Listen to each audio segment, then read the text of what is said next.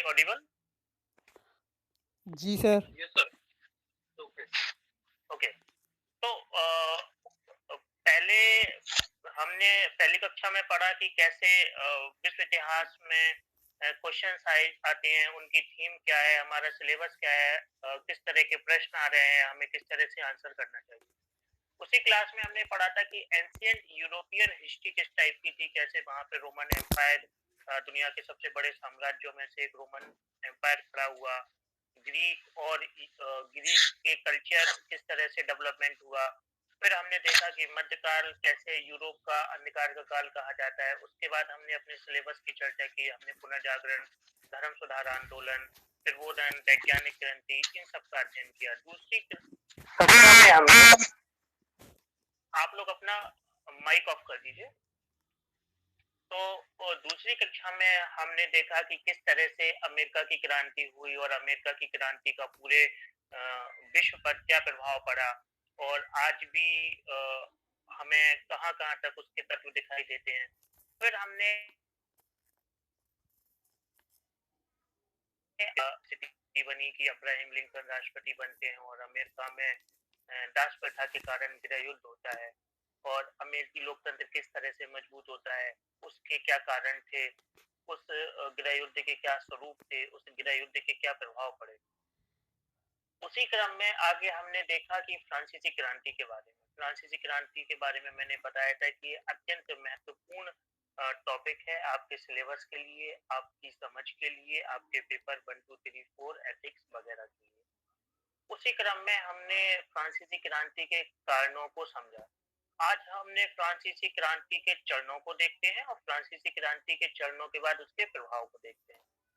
तो फ्रांसीसी क्रांति पहले चरण में जब हुई तो इसे इसमें संवैधानिक राजतंत्र का निर्माण हुआ। संवैधानिक राजतंत्र, दो शब्दों को आप पकड़िए। माने एक इसमें संविधान भी लाया गया। आप लोगों ने देखा कि कैसे तीनों स्टेट जनरल की मीटिंग हुई और स्टेट जनरल की मीटिंग के बाद यहाँ पे कॉन्स्टिट्यूशन का निर्माण हुआ और उस कॉन्स्टिट्यूशन में संवैधानिक राजतंत्र को अपनाया गया। जैसे कि अगर आप ब्रिटेन और ब्रिटेन को देखें तो वहां पे मोनार्की है। वहां पे भले ही संविधान अलिखित है लेकिन वहां पे मोनार्की है। अमेरिका ने क्या किया? अमेरिका ने मोनार्की मतलब राजतंत्र को छोड़ दिया और संविधान को अपना लिया। ऐसा ही भारत ने किया। लेकिन जब फ्रांसीसी क्रांति के प्रथम चरण में हम देखते हैं तो वहां पे जो लुई 16वां राजा था, लुई 16वां राजा को संवैधानिक व्यवस्था के तहत अपना लिया गया, उन्हें मान्यता प्रदान कर दी गई और उनसे कहा गया कि संविधान के तहत आप काम करेंगे। संविधान के तहत कैसे काम करेंगे आप? तो क्योंकि एक वहां पे रूल ऑफ द लॉ, विधि के शासन की, लिखित संविधान की, संविधानवाद की बात विभिन्न विचारक कर रहे थे, जैसे कि रूसो, मोंटेस्क्यू, वोल्टेयर, और साथ ही इसके पहले हम देखते हैं कि ब्रिटेन के विचारक थे जैसे जॉन लॉक। तो जॉन लॉक बात करते थे right to liberty, right to life, right to property. तो इन सब चीजों को देखते हुए अमेरिका के जो फ्रांस का संविधान, जो प्रथम चरण में संविधान निर्मित हुआ, उसमें संविधान की कुछ बातें डाली गई और कुछ राजतंत्र की बातें डाली गई। लेकिन इसी दौर में हम देखते हैं कि जो भी मोनार्की होती है, राजतंत्र होता है, राजतंत्र क्या कभी चाहेगा कि वो रूल ऑफ दी लॉ के अकॉर्डिंग चले? वो संविधान में जो अधिकार और कर्तव्यों की बात की गई है उसके तहत काम करे। तो उसकी जो स्वेच्छाचारिता होती है, राजा की निरंकुशता होती है, जैसे कि लुई 14वां कहता था कि अ, मैं ही राज्य हूँ, मेरे शब्द ही कानून है।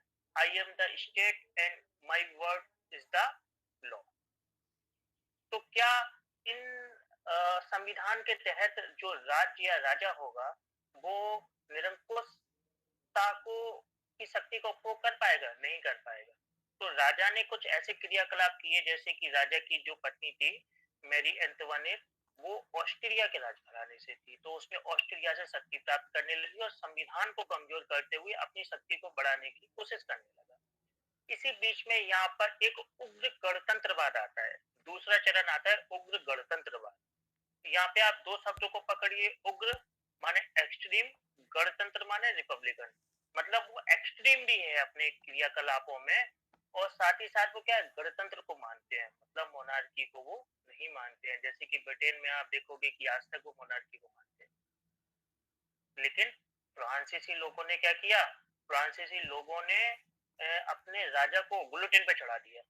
उनका एक सबसे बड़ा राजा था, जैकोबियन दल का नेता था रॉबेस्पियर। रॉबेस्पियर रूसों को बहुत मानता था। वो वहां का एक जज था। उसकी अध्यक्षता में लगभग 2-3 साल फ्रांसीसी व्यवस्था चली दूसरे चरण में। तो जो भी फ्रांसीसी विरोधी काम करता था, रॉबेस्पियर उसे क्या करता था? बुलेटिन पे चढ़ा देता था। कोई मुझे बताएगा ये बुलेटिन क्या होता है?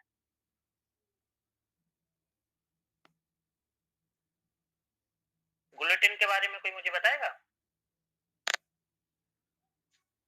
किस प्रकार की सर? ये जो फांसी दी जाती है सर, वो होता है सर। ठीक है। एक तख्ता होता है जिस तख्ते पे आपकी गर्दन को रख दिया जाता है और सिर को धड़ से अलग कर दिया जाता है। भारतीय संविधान में बुलेटिन की बात आप लोगों को पता है कहाँ की गई है?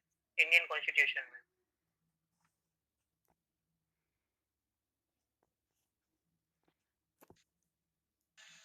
बुलेटिन प्रस्ताव। हाँ हाँ, बहुत बढ़िया। क्या जानते हैं आप लोग इसके बारे में?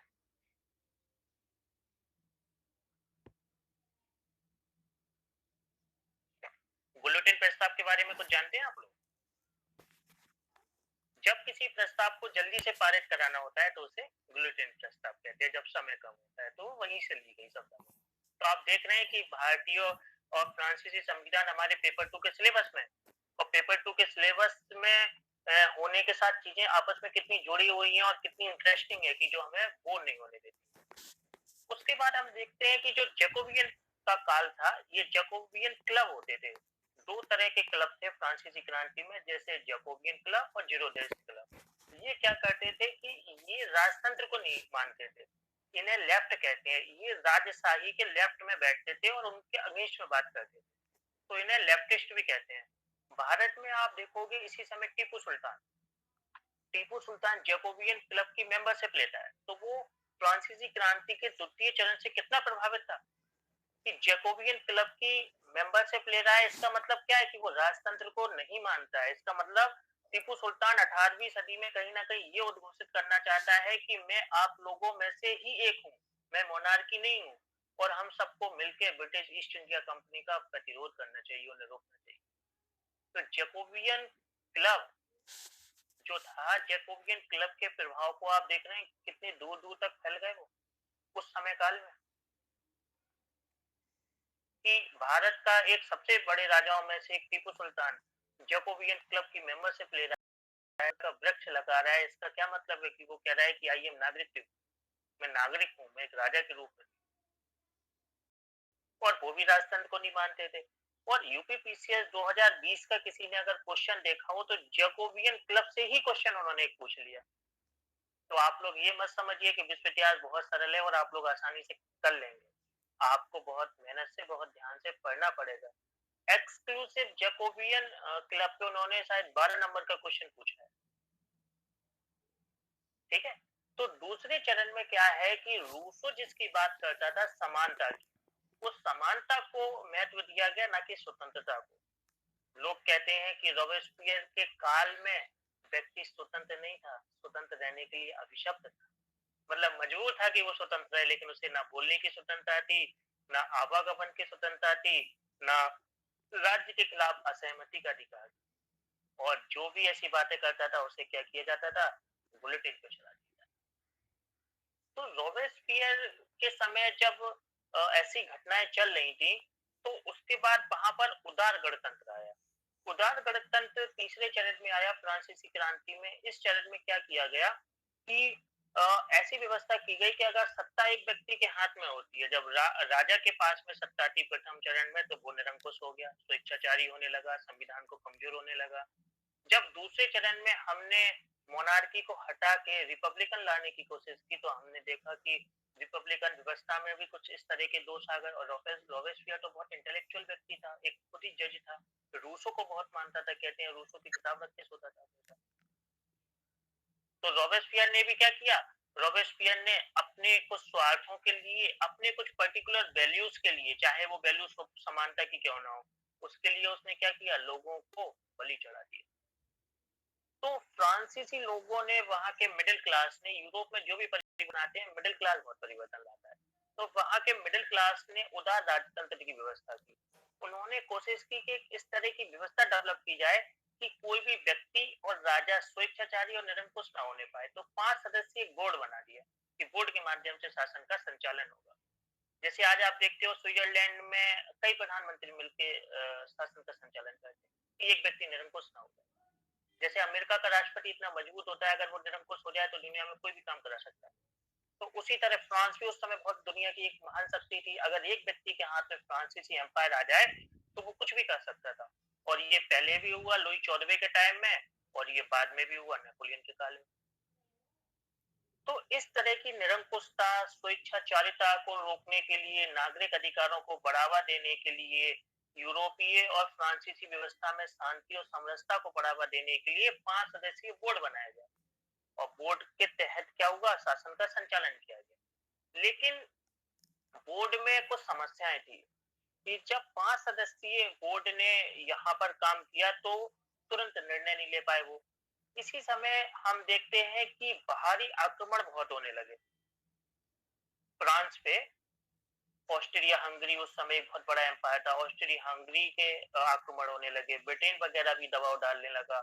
तो कहीं ना कहीं लोगों के मन में एक क्षोभ उत्पन्न हुआ। कोई भी उस समय का जब आप युगबोध देखोगे तो वो युगबोध किसका है, राष्ट्रवाद का युगबोध है, लोकतंत्र का युगबोध है। तो लोगों को लगा कि 5 सदस्यीय बोर्ड में भ्रष्टाचार भी है, बाहरी आक्रमण से हमारी सुरक्षा नहीं दे पा रहे हैं, हमारे अधिकारों की पूर्ति नहीं हो पा रही है। व्यापारी ये कहते थे कि हमारा ट्रेड होता है तो रास्ते में लूट लिया जाता है, राज्य हमें सुरक्षा प्रोवाइड नहीं करा पा रहा है, जबकि राज्य को हम क्या कर रहे हैं, टैक्स प्रदान कर रहे हैं। ठीक है। तो इन्हीं सब परिस्थितियों को देखते हुए एक व्यक्ति ने बहुत अच्छा काम किया। जब डायरेक्टरी बेहतरीन तरीके से, डायरेक्टरी या उदार गणतंत्र जो फ्रांस का था वो बेहतर तरीके से काम नहीं कर पा रहा था, तो उसी समय वहां पे एक सेनापति का उद्भव हुआ। जिस सेनापति ने क्या किया कि जो फ्रांस थी, फ्रांस की चारों तरफ से रक्षा की और फ्रांस की शक्ति में वृद्धि की। उस व्यक्ति का नाम आप बता सकते हैं? Sir Napoleon. Napoleon. Napoleon Napoleon Bonaparte ने क्या किया कि वो किस तरह से, अब हम फ्रांसीसी क्रांति के चौथे चरण को पढ़ते हैं। तो फ्रांसीसी क्रांति के चौथे चरण में हम देखते हैं कि उदार गणतंत्र को समाप्त करके नेपोलियन सत्ता में आया। तो प्रश्न यहाँ से बनते हैं कि नेपोलियन का जो उद्भव हुआ, नेपोलियन के उद्भव के क्या कारण थे, नेपोलियन ने क्या क्या काम किए, नेपोलियन के काम पे आपसे प्रश्न पूछ सकता है। तीसरा प्रश्न पूछ सकता है नेपोलियन की महाद्वीपीय व्यवस्था से, हो सकता है पूरा क्वेश्चन ही आपको नेपोलियन की महाद्वीपीय व्यवस्था से। तो इन सब चीजों पे अभी हम चर्चा करेंगे। तो आप देखते हैं कि नेपोलियन का उद्भव किस तरह से हुआ।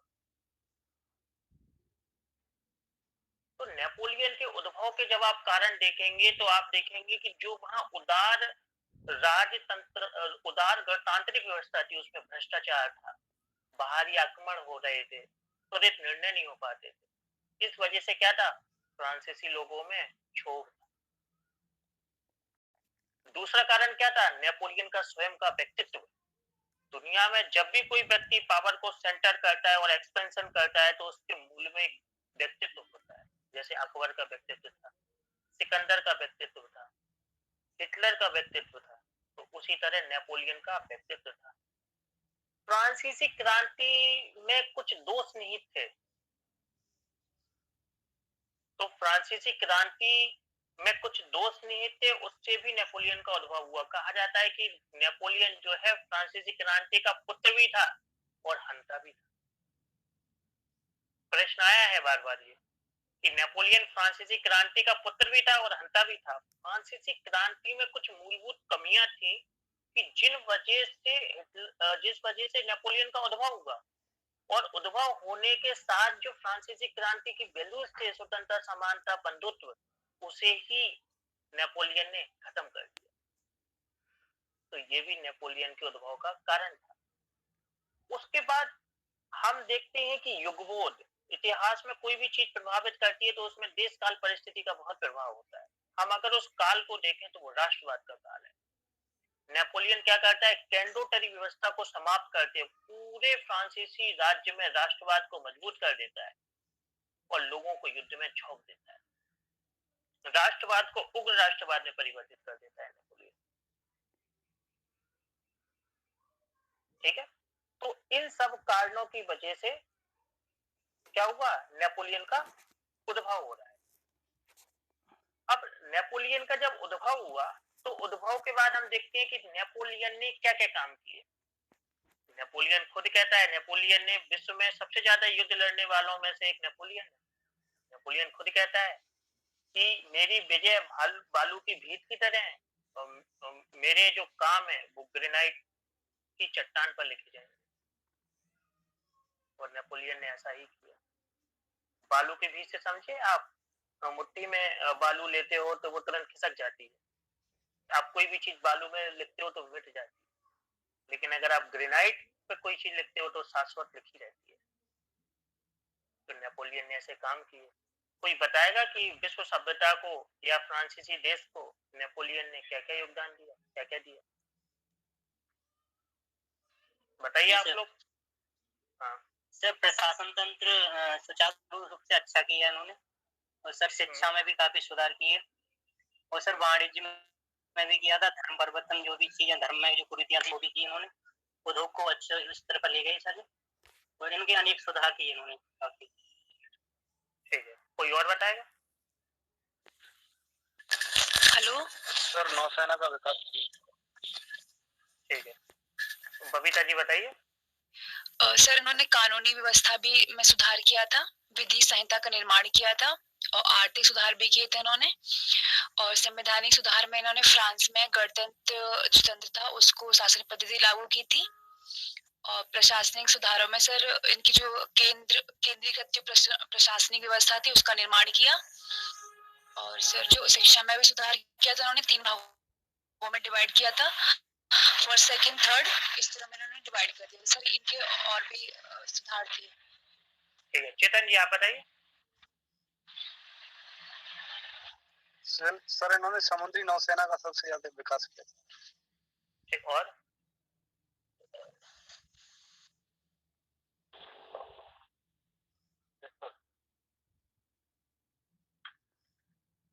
कोई और बताएगा?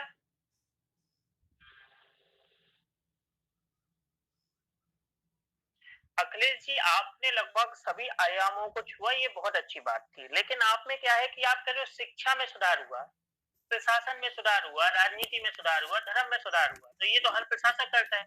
आप भी जाएंगे तो आप भी करेंगे, डीएम बन के, एसडीएम बन के, और क्या करेंगे। लेकिन आपका उत्तर तब बेहतर होगा जब आप वस्तुनिष्ठ तरीके से बताएंगे।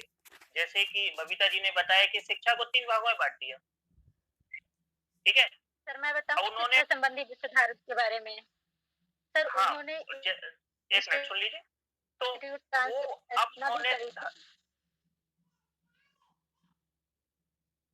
वो अब उन्होंने धर्म के क्षेत्र में जो भी सुधार किए, समाज, राजनीति, अर्थव्यवस्था, टैक्सेशन, संविधानवाद, प्रशासन, हाँ अर्थव्यवस्था, वो सब क्रम से बताइए और उसमें क्या किया वस्तुनिष्ठ तरीके से बताइए, तब आपको मार्क्स मिलेंगे। अगर आप इस तरह से मतलब बोलेंगे तो बहुत ज्यादा मार्क्स इंक्रीज नहीं होगा। ठीक है, हाँ आप बताइए दीपा जी।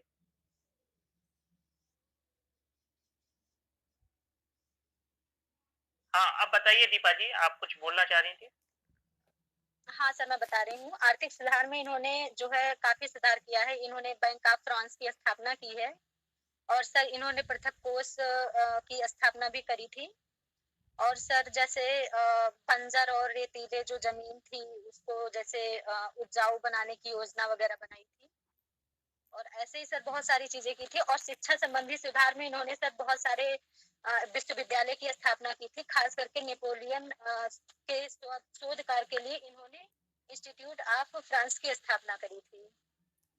और सर धार्मिक सुधार में इसी तरह आप लोगों को याद करना है, और जब भी बताए ना तो मैंने एक आपको फॉर्मेट दिया है, उस फॉर्मेट में बोलने की कोशिश किया करिए आप लोग, तो आपको पढ़ने में आसानी होगी, आपका उत्तर बेहतर आएगा और जो सुनेगा उसे बढ़िया लगेगा। जैसे अर्थव्यवस्था में बताना है तो ऐसे नहीं कहीं भी कुछ बताने लगे आप।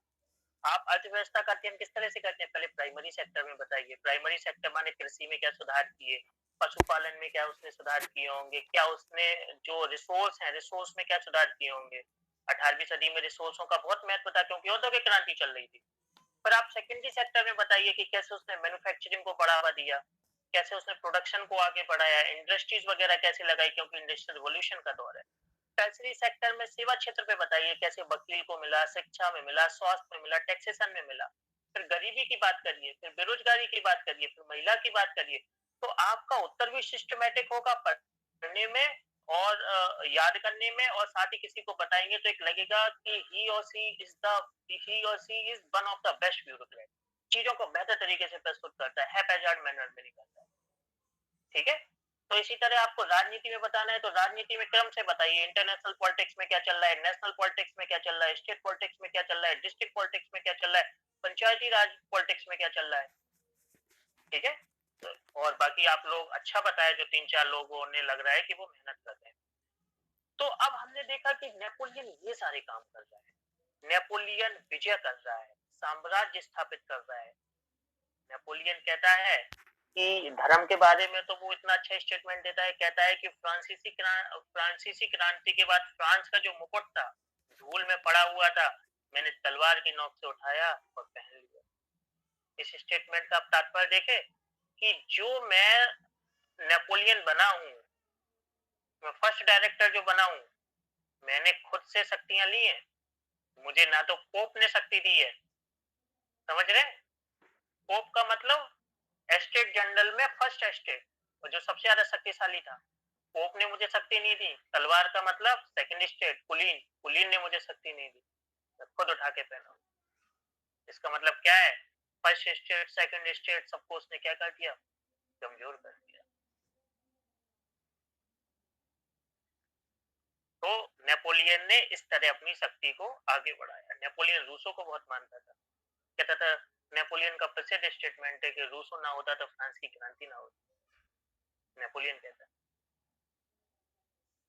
ठीक है, इस तरह हम देखते हैं कि नेपोलियन ने रूस में तक युद्ध लड़ा, रूस में गया, विजय प्राप्त की, और वो एक विजनरी लीडर नहीं था, सन की टाइप का था। जैसे मोहम्मद बिन तुगलक कभी कभी विजय कर रहा है तो विजय ही कर रहा है, वापस नहीं आएगा। जैसे कि देखा जाता है, बिस्मार्क कहता था कि एक कदम आगे चलने के लिए 2 कदम पीछे हटना पड़ता है।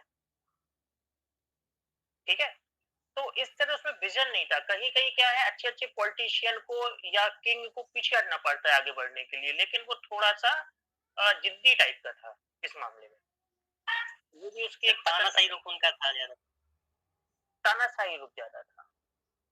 ठीक है, तानाशाह तो आप देखोगे स्वेच्छाचारी और निरंकुश हो जाता है, वो किसी की सुनता नहीं है, तो ये कमी उसमें भी थी। लेकिन उसने नो डाउट बहुत अच्छे काम किए, धर्म में भी सुधार किए। जैसे कि धर्म में पहले क्या होता था, अगर आप ईसाई धर्म की व्यवस्था को देखेंगे तो वहां सेंट्रलाइज सिस्टम है, जो वेटिकन सिटी है वहीं से नियुक्तियां होती थी। अब जब वहां से फ्रांस में नियुक्ति होती है, जैसे भारत में जो नियुक्तियां होती है वेटिकन सिटी से होती है, दुनिया में कहीं भी होंगी ईसाई धर्म में वेटिकन सिटी से नियुक्तियां होती हैं, तो फ्रांस में भी होती थी। अब जब फ्रांस में अपॉइंटमेंट होगा किसी पादरी का, तो वो टैक्स और पैसा वगैरह कहाँ भेजेगा? वेटिकन सिटी, रोम, इटली। तो क्या होगा कि एक तो फ्रांस में बाहरी प्रभाव पड़ेगा, वेटिकन सिटी का प्रभाव पड़ेगा। दूसरा क्या होगा कि जो धन संपत्ति है उसका क्या होगा? बहिर्गमन होगा, ड्रेन ऑफ वेल्थ होगा। तो इन सबको रोकते हुए हिटलर, इसने कहा, नेपोलियन ने कहा कि जो फ्रांस में पादरियों की नियुक्ति होगी वो फ्रांस से ही होगी, राष्ट्रीय पादरी नियुक्ति। देखा धर्म पे कितनी बड़ी रोक लगाता है, कुलीनों की संपत्ति छीनने की कोशिश करता है। तो इन लोकप्रिय कामों से और बाहरी देशों से भारत फ्रांस की सुरक्षा करते हुए नेपोलियन क्या है? राष्ट्र के सर्वोच्च पद पर पहुंच जाता है। उसके बाद एक क्वेश्चन आता है कि नेपोलियन की महाद्वीपीय व्यवस्था, कोई बताएगा नेपोलियन की महाद्वीपीय व्यवस्था क्या है? मैं ही पूछ लेता हूँ, मैं किसी से भी पूछूंगा सिर्फ वही बताएगा कि नेपोलियन की महाद्वीपीय व्यवस्था आपको बताना है कि क्या है। विजय भारद्वाज जी, विजय भारद्वाज, विजय भारद्वाज जी सुन रहे हैं?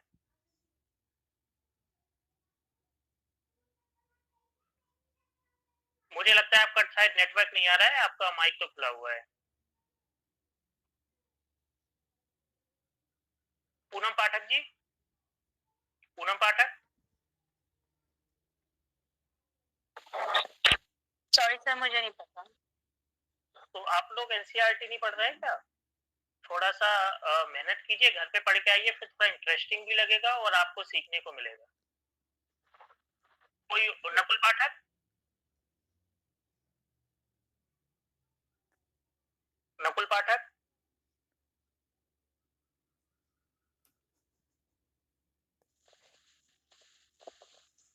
सर मैं बताऊं? हाँ बताइए, आपका नाम क्या है? नाम सहित बताइए। सर दीपा तिवारी। बताइए।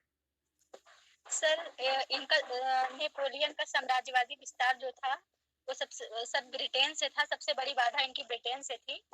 और सर यूरोप और ब्रिटेन में ऐसी शक्ति थी जिससे नेपोलियन को हरा नहीं सका था। और सर इन्होंने जो है ब्रिटेन की नौसैनिक शक्ति फ्रांस के मुकाबले श्रेष्ठ थी, तो इस वजह से तो इन्होंने बताने की कोशिश की है। ठीक है। हाँ जी बताइए। सर इनका मुख्य उद्देश्य इंग्लैंड के जो विदेशी व्यापार थे उनको हस्तक्षेप करना और उनको कर आर्थिक रूप से पंगुर बनाना था सर। बिल्कुल ठीक बताया इन्होंने। सर अब आप हाँ, अब आप शब्द को पकड़िए, महाद्वीपीय व्यवस्था। तो सबसे पहले जब ऐसा कोई वर्ड आए तो उसे आंसर में एक्सप्लेन कीजिए, आपको ज्यादा मार्क्स मिलेंगे। महाद्वीपीय व्यवस्था से तात्पर्य क्या है? महाद्वीप में व्यवस्था बना देते हैं। तो आपके दिमाग में क्वेश्चन आया किस महाद्वीप में बना देते हैं? एशिया में, अफ्रीका में, यूरोप में, उत्तरी अमेरिका, दक्षिणी अमेरिका। तो यूरोप में क्या व्यवस्था बना देते हैं कि ब्रिटेन जो है, ब्रिटेन को यूरोप से काट देते हैं, यूरोप के ट्रेड से काट देते हैं। क्यों काट देते हैं? क्योंकि बार बार नेपोलियन कहता है कि ब्रिटेन बनियों का देश है, ब्रिटेन की समृद्धि जो है वो सिर्फ उसके ट्रेड और कॉमर्स और इंडस्ट्री से ही है। ठीक है। क्यों? क्योंकि ब्रिटेन में सबसे पहले औद्योगिक क्रांति हुई। तो वो ये कहता है नेपोलियन की औद्योगिक क्रांति की वजह से ब्रिटिश एम्पायर आज दुनिया के शीर्ष पर है, उसके साम्राज्य का सूरज कभी नहीं डूबता है, सबसे शक्तिशाली है, समुद्र की तरंगों पर राज करता है ब्रिटेन। तो ब्रिटेन की अगर हम इंडस्ट्री को नुकसान पहुंचाना है तो इंडस्ट्री को कैसे नुकसान पहुंचा पाएंगे? या तो डिमांड से या सप्लाई से। तो उसने का एक काम करते हैं, सप्लाई साइड तो ये और ज्यादा मजबूत कर रहे हैं क्योंकि इनकी और भी कॉलोनी है, जैसे कि इंडिया है, चीन है, ऑस्ट्रेलिया, न्यूजीलैंड है, कनाडा है, कई अफ्रीका के देश हैं। तो ये कच्चे माल, मजदूर वगैरह तो वहां से ले लेंगे। अब इनकी हम डिमांड रोक देते हैं। और यूरोप में सबसे ज्यादा डिमांड थी ब्रिटिश गुड्स एंड सर्विसेज की। क्यों? क्योंकि उनकी culture, society, political, economic system same था। तो नेपोलियन ने कई तरह के प्रस्ताव लाके ये घोषणा कर दी कि कोई भी ब्रिटेन के साथ ट्रेड नहीं करेगा। अगर ब्रिटेन के साथ उसने ट्रेड किया तो हम उसके साथ गलत व्यवहार करेंगे। इसके माध्यम से ब्रिटेन चाहता क्या था? नेपोलियन चाहता क्या था? कि ब्रिटेन को कमजोर कर दिया जाए। और उस समय विश्व की दो ही सबसे बड़ी महाशक्ति थी, फ्रांस और ब्रिटेन। ठीक है। तो जब ये सिस्टम चलने लगा, महाद्वीपीय व्यवस्था शुरू में कारगर साबित हुई और ब्रिटेन काफी कमजोर पड़ गया। लेकिन अब आपने समझा महाद्वीपीय व्यवस्था क्या है। महाद्वीपीय व्यवस्था को लाने के कारण क्या थे, लाने के आपने कारण भी समझे। अब महाद्वीपीय व्यवस्था क्या हुई? सफल नहीं हुई। तो इसके सफल ना होने के कई सारे कारण थे। जैसे महाद्वीपीय व्यवस्था असफल रही, इसके कारण कौन बताएगा? जिसने अभी तक बोला ना हो सिर्फ वही बोले। नेपोलियन की महाद्वीपीय व्यवस्था की असफलता के कारण पे कौन प्रकाश डालेगा? सर इसमें जो है कुंज बताइए। सर इसमें नेपोलियन के पास जो सक्षम जो नौसेना थी उसका अभाव था उसके पास। ठीक है। और सर ये जो था, और जिससे इसके कारण क्या हुआ था, समुद्र व्यापार था ब्रिटेन के साथ जो अन्य देशों के साथ हो रहा था उसको बंद नहीं कर पाया था ये जो है। और इसकी वाणिज्यिक नियंत्रण की जो नीति थी वो स्पेन और रूस और पुर्तगाल में विरोध किया था इसका, जो इसने नीति अपनाई थी इसने। और सर इसमें नेपोलियन का जो अन्य देशों के जो प्रति वो तानाशाही रवैया जो अपना रहा था उनके साथ वो इससे क्या होता है, जो अन्य देश थे उसके साथ इसकी दुश्मनी बढ़ गई और ज्यादा। ठीक है, और बहुत अच्छे आपने 4 पॉइंट बहुत ही सटीक और सारगर्भिक तरीके से बताया और प्राथमिकताएं बताया। कोई और इसमें इसके अतिरिक्त कोई और पॉइंट बताएगा?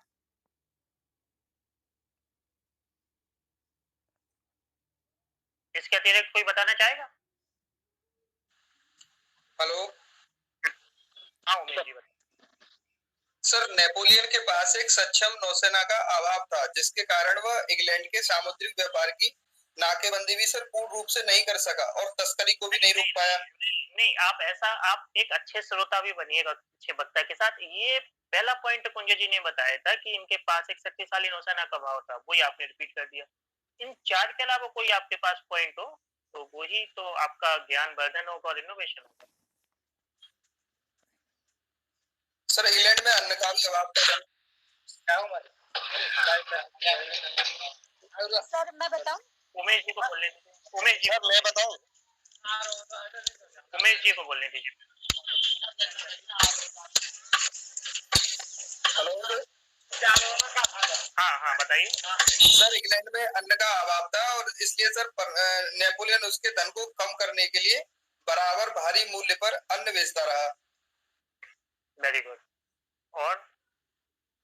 और सर, नेपोलियन एक तानाशाह बनकर इसी नियम को अपने देश में लागू कर सकता था, किंतु दूसरे देशों पर ऐसे नियम को लागू करने के लिए अधिक समय तक दबाव बनाना संभव नहीं था। बिल्कुल, क्यों? क्योंकि वो युगबोध राष्ट्रवाद का लोकतंत्र का है। बहुत बढ़िया। और जी सर। और सर, इसमें नेपोलियन यूरोप के बाहर भी सर ब्रिटेन के अनेक उपनिवेश स्थापित किए, जब तक कि दुनिया भर में पहले ये बोल दिया उन्होंने, ये दूसरा पॉइंट उन्होंने यही बोला था। ठीक है, और कोई बताना चाहेगा इन 6 पॉइंट के अलावा? सर इनकी एक ये प्रवृत्ति थी कि निरंतर युद्ध करते थे, यानी इन्होंने कहा था कि युद्ध ही मेरी नियति है। कहीं कहीं ये भी चीजें कहीं ना कहीं कथित तौर पर इनका एक रवैया था, एक तानाशाही रूप में कहीं नहीं कहीं। और इनकी जो सेना थी, इन्होंने मास्को में आत्मनिर्भर की एक नियति बनाई थी, लेकिन उनकी ठंड और भूख से, महामारी से इनकी काफी सेना वहां पे मर गई। काफी सैनिक आप लोग डिस्कशन के दौर में ये चीजें रफ नोट भी करते चलें तो आपका अच्छा नोट्स तैयार हो जाएगा। आप लोगों ने अच्छे पॉइंट बताए, सारे पॉइंट कंप्लीट हो गए कि इन्होंने क्या किया कि जो ब्रिटेन के और भी कॉलोनीज थी, जैसे कि इंडिया है, अमेरिका, कनाडा है, ऑस्ट्रेलिया, न्यूजीलैंड है, उस पर नियंत्रण नहीं लगाया नेपोलियन ने, तो वो डिमांड एंड सप्लाई वहां से होती रही। दूसरी बात क्या है, पहली क्लास में मैंने आपको बताया था कि जो फ्रांस है वो हाथी है, उसकी थल सेना हाथी की तरह है, मतलब पूरी दुनिया में इतनी अच्छी थल सेना किसी की नहीं। और फ्रांस क्या है और ब्रिटेन क्या है, वेल है। 1788 में एक युद्ध हुआ था, उस युद्ध के बाद ये मान लिया गया था और ये बात सही भी थी कि ब्रिटेन की नौसेना का कोई भी कहीं भी मुकाबला नहीं कर सकता है। ठीक है, और बाकी रीजन आप लोगों ने बता दिए कि आप अन्य देशों पर कब तक नियंत्रण लगा के रखेंगे। दूसरी बात, अब ब्रिटेन से कोई ऐसी चीज बन के आ रही है, ब्रिटेन से इस्पात आ रही है, चाय आ रही है, ब्रिटेन के कपड़े आ रहे हैं, तो जब ये सारी चीजें आ रही हैं तो आप इन पर या तो आप इनकी सप्लाई सुनिश्चित कीजिए। सप्लाई आपने सुनिश्चित नहीं की तो क्या है, तस्करी होने लगी, इंग्लिश चैनल के माध्यम से स्मगलिंग होने लगी चीजों की। दूसरी बात, किसी ने बहुत अच्छा पॉइंट बताया कि नेपोलियन खुद ही अन्न वगैरह भेजने लगा ब्रिटेन में, तो अन्य देशों ने, पुर्तगाल, स्पेन, इटली, फ्रांस ने कहा कि हमें तो मना कर रहे हो ट्रेड करने के लिए, खुद ट्रेड कर रहे हो। और जो ट्रेडर्स हैं, व्यापारी हैं, मध्य वर्ग हैं, वो कहेंगे कि हम कहां से टैक्स देंगे और हमारे लिए तो ट्रेड करना जरूरी है। तो क्या हुआ कि महाद्वीपीय व्यवस्था बहुत बेहतर तरीके से काम नहीं कर पाई। और क्यों काम नहीं कर पाई, वो 8-10 पॉइंट आप लोगों ने निकाल दिए बहुत अच्छे से। ठीक है, अब अगला प्रश्न जो आएगा वो आएगा नेपोलियन के पतन के कारण। तो नेपोलियन के पतन के कारण कैसे लिखने हैं? राजनीतिक कारण, सामाजिक कारण, आर्थिक कारण, प्रशासनिक कारण। ठीक है, इनमें कैटेगराइज करते हुए लिखते जाइए। जैसे कि नेपोलियन की साम्राज्यवादी नीति, सारी ऊर्जा का क्षय किसमें कर दिया, लड़ाई झगड़े में, लड़ता ही रहा, इतने युद्ध लड़े। दूसरे, उसके व्यक्तित्व का अड़ियल रवैया। तीसरा, ब्रिटेन जैसी महाशक्ति से युद्ध लेना। चौथा, गलत नीतियों को बनाना। ठीक है, ये सारे उसके सामाजिक आर्थिक कारण थे। और आर्थिक कारण क्या थे कि अगर आपको फ्रांस को डेवलपमेंट करना है तो उसे आर्थिक रूप से डेवलप करो। विश्व में जो भी शक्ति आर्थिक रूप से डेवलप होती है, पिछले 500 सालों का इतिहास रहा है, वो उसकी ही संप्रभुता, उसकी स्वीकार्यता पूरी दुनिया में होती है। जैसे कि हम देखते हैं कि 15वीं 16वीं सदी में भारत और चीन दुनिया की महाशक्ति थी, उनकी सर्व स्वीकार्यता पूरे विश्व में होती थी। भारत 24% ट्रेड करता था, उसकी बात मानी जाती थी। 17वीं सदी में हम आके देखते हैं, 17वीं 18वीं सदी में फ्रांस और जर्मनी की बातें माने जाने लगी क्योंकि आर्थिक रूप से मजबूत हुई। आज हम देखते हैं कि फिर 1907 के बाद हम देखते हैं अमेरिका की विश्व राजनीति पर पकड़ मजबूत हुई क्योंकि आर्थिक रूप से 1907 में वो विश्व का नंबर 1 राष्ट्र हो गया। आज हम देखते हैं कि विश्व की जितनी भी नीति, संधि, जो भी कार्यक्रम होते हैं उसमें चीन की मानी जाती है क्योंकि चीन आर्थिक रूप से उभरता हुआ और एक शक्तिशाली राष्ट्र। तो नेपोलियन फ्रांस में कर क्या रहा, ब्रिटेन को हराने की कोशिश कर रहे हो। अर्थव्यवस्था के मोर्चे पे उतना काम नहीं कर रहे हो जितना राजनीति और युद्धों के मोर्चे पे काम कर रहे हो।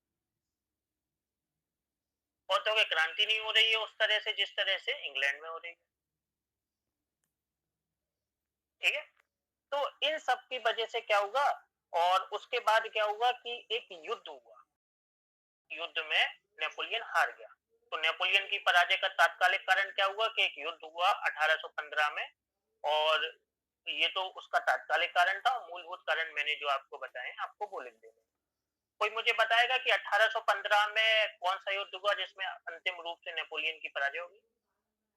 सर वाटरलू युद्ध हुआ था। वाटरलू का और अच्छा, एक कहावत भी है, वाटरलू माने अंतिम पराजय। नेपोलियन बहुत युद्धों में आ रहा लेकिन वाटरलू उसका अंतिम युद्ध था। ठीक है, अब हमने नेपोलियन पढ़ लिया, फ्रांसीसी क्रांति के कारण पढ़ लिए, 4 चरण पढ़ लिए, और फ्रांसीसी क्रांति के अब हम स्वरूप को पढ़ते हैं, नेचर को।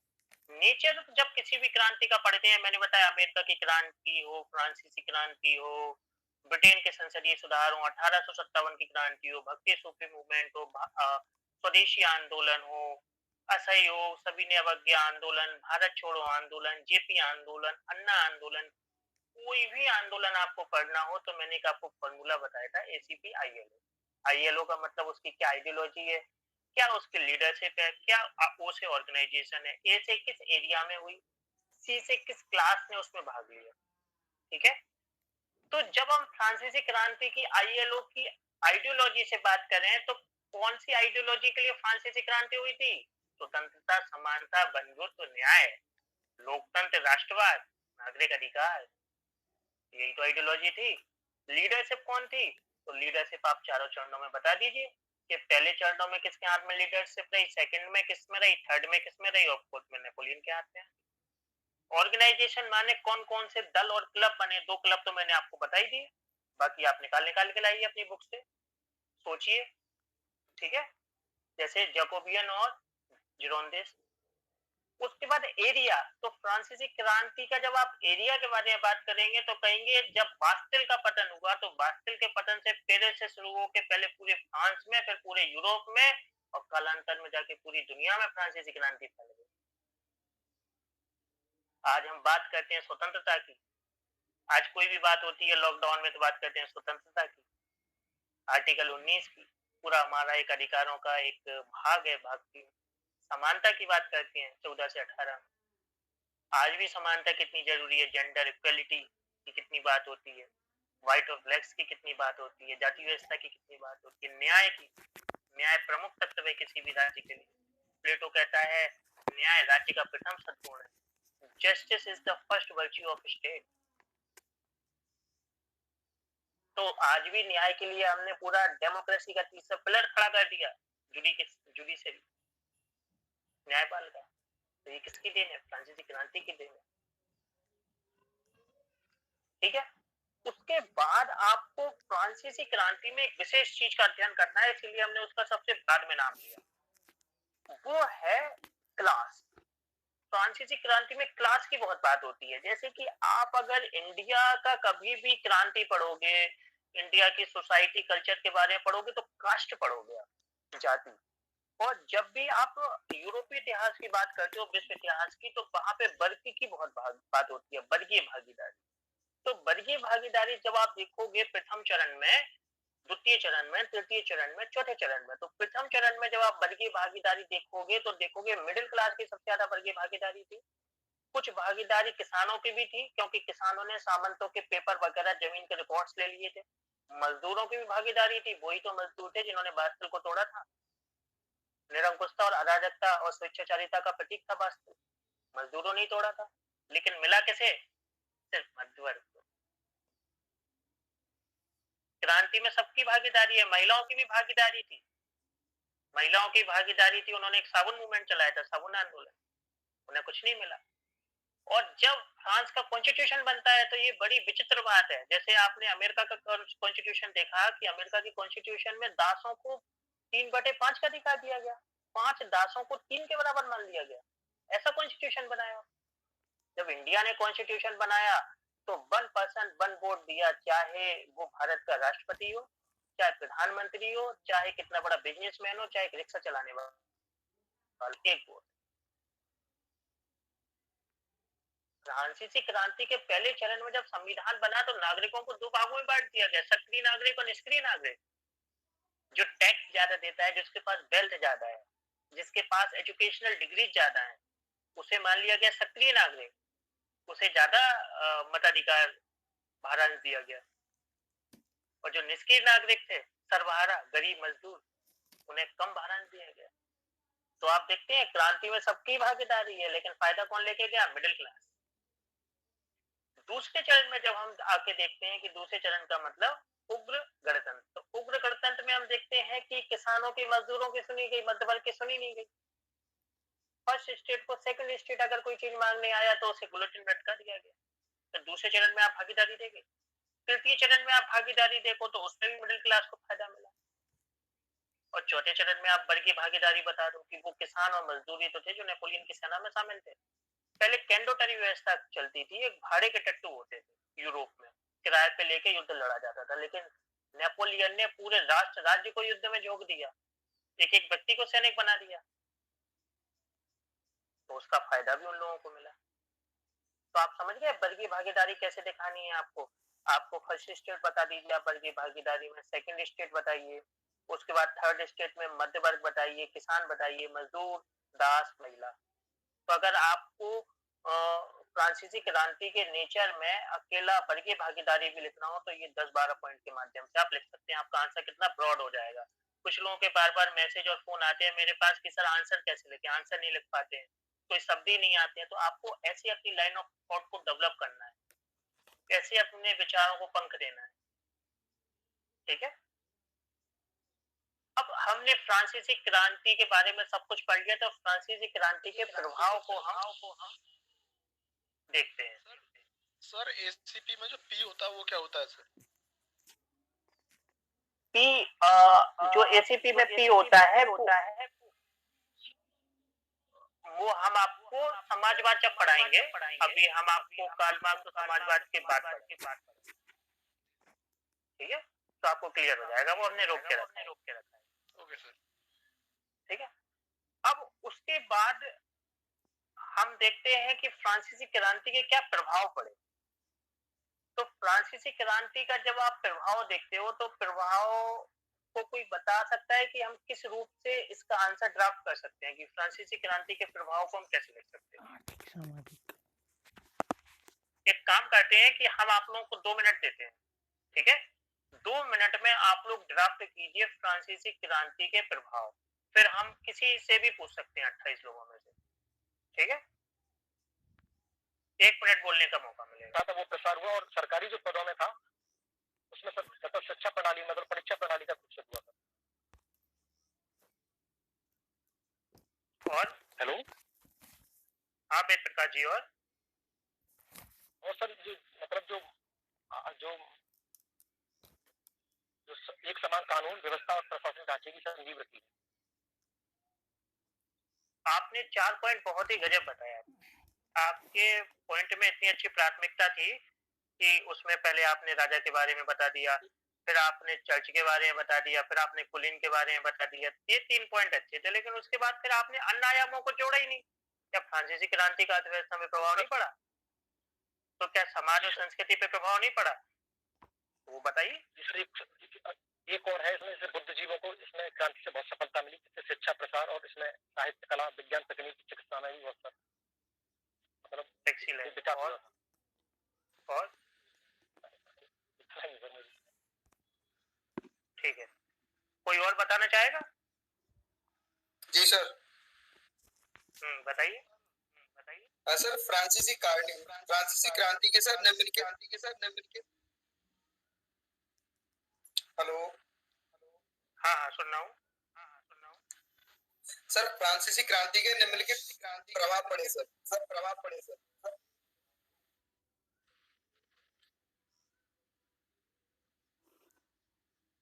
कोई और बोलिए, कोई फीमेल कैंडिडेट बोलिए, इनकी आवाज क्लियर नहीं है।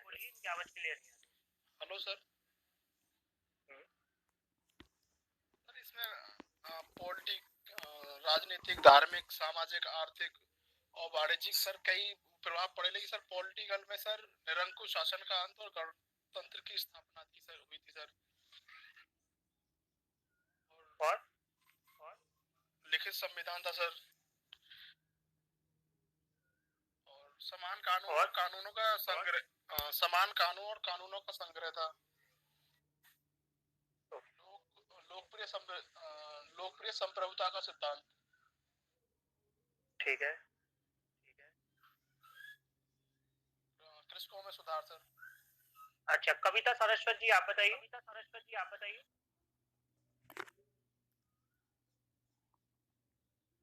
मैं बताऊं? हाँ बताइए।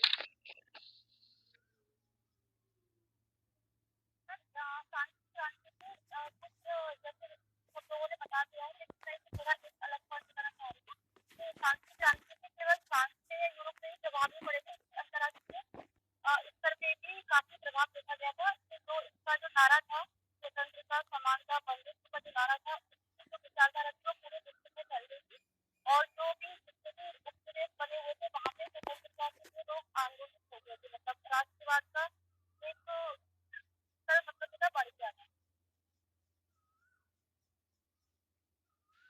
ठीक। तो मैं आपको यही बता रहा हूँ कि जापान में एक कहावत है कि मछली पकड़ के नहीं दीजिए, मछली पकड़ना सिखाइए। मैं आप लोगों को यही बता रहा हूँ कि किस तरह से आप बेटर आंसर कर सकते हैं। मैंने आपको 2 मिनट इसीलिए दिए, 1 मिनट या 2 मिनट, कि जब भी आप एग्जाम में जाएं तो 7 मिनट में आपको, जैसे चाहे यूपीपीसीएस हो चाहे यूपीएससी हो, आपको 7 मिनट में छोटा वाल कम नंबर का प्रश्न का उत्तर लिखना है और 10 मिनट में आपको ज्यादा का लिखना है। तो 170 मिनट में आपके 20 क्वेश्चन हो जाएंगे। उसमें आपको क्या करना है, शुरू के 1 मिनट तो क्वेश्चन को दिमाग में सोचना है। क्वेश्चन में क्या मूल डिमांड है, डिमांड को परखना है। डिमांड के बाद अपने उत्तर को माइंड में ड्राफ्ट करना है कि मैं इसमें क्या लिखूंगा। प्रस्तावना और निष्कर्ष को भी ड्राफ्ट करना है और फिर जल्दी से उसे 6 मिनट में या 9 मिनट में लिख देना है। ठीक है, इसलिए मैं अभी से आप लोगों की प्रैक्टिस करा रहा हूँ और आप लोग काफी अच्छा प्रयास कर रहे हैं। लेकिन अपने उत्तर में और भी चीजें लाइए कि तो समावेशिता लाइए, समग्रता लाइए, सारी चीजों को लिखिए। आपके पास एक ड्राफ्ट अच्छा होना चाहिए। तो फ्रांसीसी क्रांति के प्रभाव को आप ऐसे लिख सकते हैं कि फ्रांस पर प्रभाव, यूरोप पर प्रभाव, शेष विश्व पर प्रभाव और भारत पर प्रभाव, क्योंकि हम भारत के सिविल सर्वेंट बनने की कोशिश कर रहे हैं।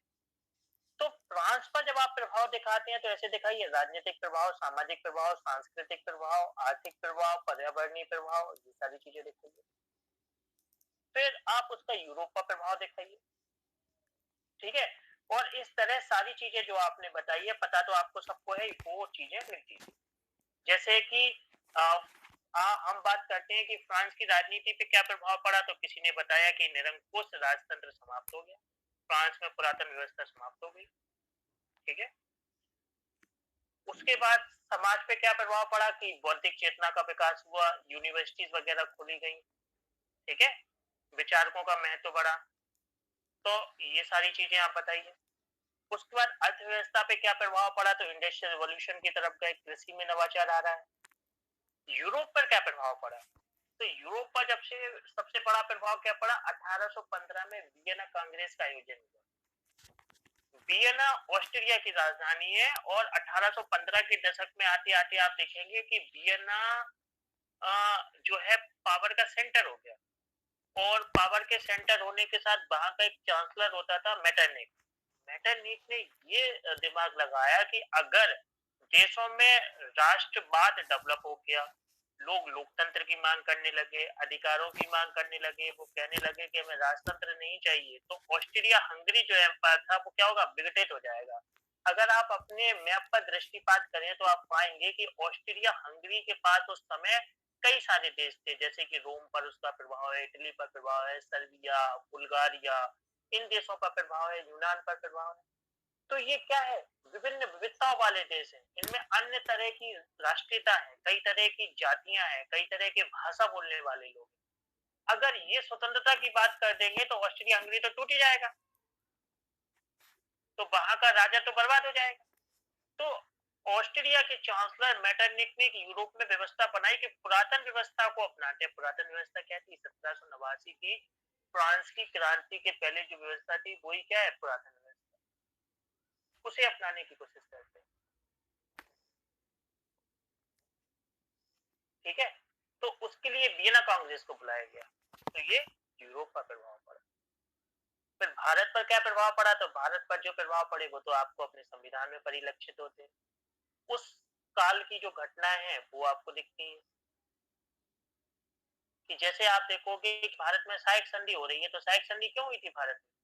लॉर्ड वेलेजली ने भारत में सहायक संधि शुरू की थी, क्यों की थी? उसका मूल तत्व यही था कि नेपोलियन भारत में प्रवेश कर रहा था और उसे आशंका थी कि सहायक संधि के सारे प्रस्ताव अगर आप पढ़ेंगे मॉडर्न इंडिया में तो आपको यही बोध होगा कि नेपोलियन से सुरक्षा करने के लिए उसने सहायक संधि की ताकि भारत का एम्पायर सुरक्षित रहे। जैसे वो ये कहता है सहायक संधि में किसी भी विदेशी मित्र से अगर आप संधि करेंगे तो उसमें ब्रिटेन की परमिशन लेंगे। तो भारत के राजा रजवाड़े किससे मदद मांगते, किससे संधि करते, नेपोलियन से। और नेपोलियन आ भी रहा था मिस्र के रास्ते जीतता हुआ भारत, तो फ्रांसीसी क्रांति के भारत पर प्रभाव नहीं पड़ा। स्वतंत्रता, समानता, बंधुत्व, गणतंत्र, संविधान, इन सब का प्रभाव भारत पर पड़ता है फ्रांसीसी क्रांति का। नेपोलियन उस पर टीपू सुल्तान पे प्रभाव पड़ता है। तो ये जितना अच्छा आप लिख सकते हैं उतना अच्छा लिखने की कोशिश कीजिए, आपको मार्क्स मिलेगा। तो फ्रांसीसी क्रांति हमने पूरी पढ़ ली। अब हम थोड़ा सा देखते हैं इसी समय और क्या घटनाएं हो रही हैं, क्या हमारे लिए इम्पोर्टेंट है। तो वो है वियना व्यवस्था, वियना कांग्रेस।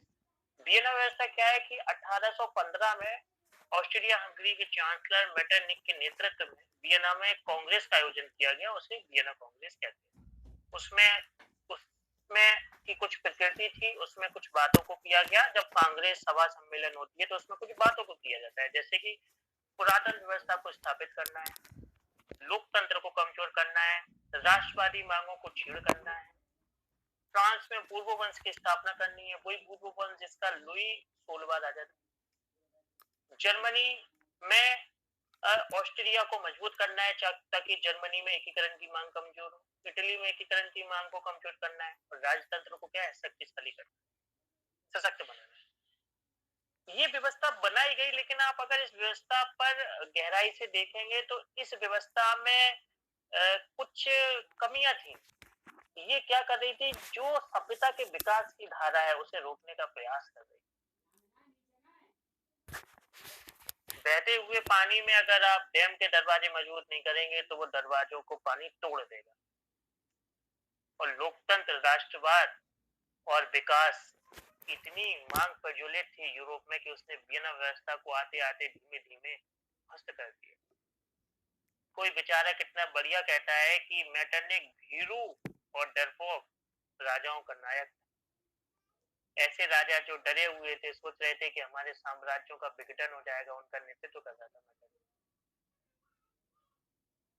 धीमे धीमे ये व्यवस्था टूटती है। व्यवस्था कैसे टूटती है इस पर भी प्रश्न आ सकता है, तो जब हम आगे समझेंगे तो उनमें चीजें स्पष्ट हो जाएगी।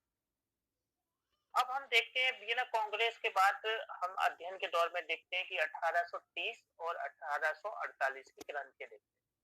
तो हम देखते हैं कि फ्रांस, यूरोप जो था, यूरोप के कई देशों में लोकतंत्र की मांग हुई, राष्ट्रवाद की मांग हुई, अधिकारों की मांग हुई। तो उसी क्रम में ये दोनों क्रांतियां हुई।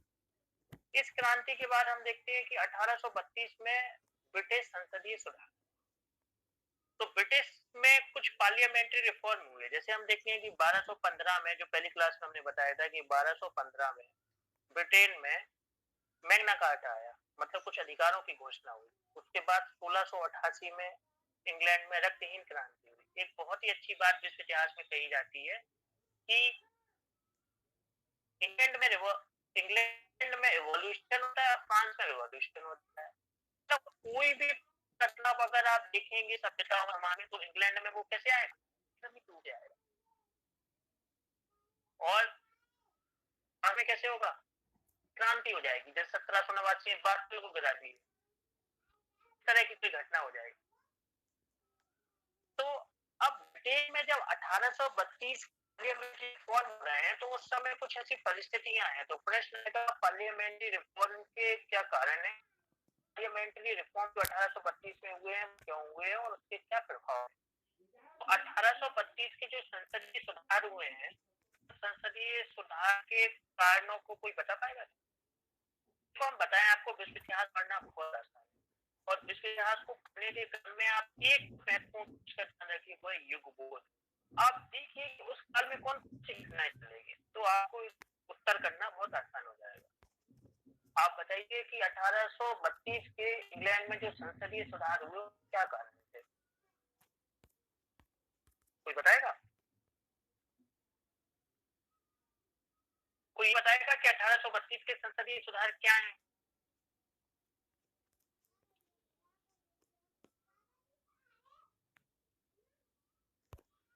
बताना चाहेगा?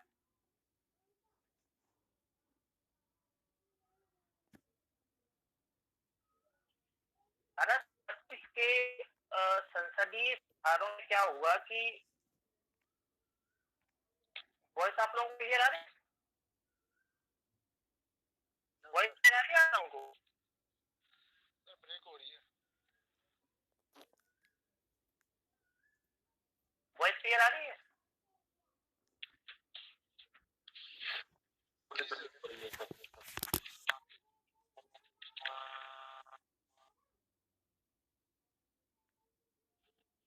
आप लोगों को वॉइस क्लियर आ रही है? जी सर, अब क्लियर आ रही है। आइए सर।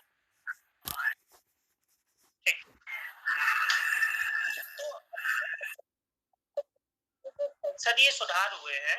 सुधार में क्या हुआ कि ब्रिटेन में पहले लॉर्ड्स होते थे, कुछ कुलीन होते थे, तो वो लोग वहां की पॉलिटिक्स में, वहां के समाज में प्रभावी थे। लेकिन जब मध्य वर्ग का उभार हुआ, तो कुछ लोगों ने कहा कि निर्वाचित प्रतिनिधियों की संख्या बढ़ाई जाए। तो निर्वाचित प्रतिनिधियों की संख्या को बढ़ाने के लिए, मताधिकार में सुधार करने के लिए जो प्रयास किए गए, वही 1832 के ब्रिटिश के संसदीय सुधार कहे जाते हैं, पार्लियामेंट्री रिफॉर्म, मतलब संसद में कुछ सुधार किए गए। ये सुधार क्यों किए गए, इसका कोई कारण बताएगा? तो इसके कुछ कारण अगर आप लोग ने अध्ययन नहीं किया तो इसके सुन लीजिए। जैसे कि आप देखोगे कि इंग्लैंड में औद्योगिक क्रांति हो रही है, तो औद्योगिक क्रांति से मध्य वर्ग क्या है, सशक्त हो रहा है। तो मध्य वर्ग जब सशक्त हो रहा है, वो ज्यादा टैक्स देता है, तो जो ज्यादा टैक्स देगा वो चाहेगा कि नीतियां, कानून, विधि उसके अकॉर्डिंग हो। दूसरी बात कि जो पहले शक्तिशाली होते थे कुलीन, जो एरिस्टोक्रेट होते थे, वो शक्तिशाली होते थे। लेकिन जब प्राइमरी जो क्षेत्र है, कृषि वगैरह का प्रभाव कम हुआ, सामंतवाद टूटने लगा, मैंडेट व्यवस्था कमजोर पड़ी, तो उनकी स्थिति कमजोर होने लगी। ठीक है।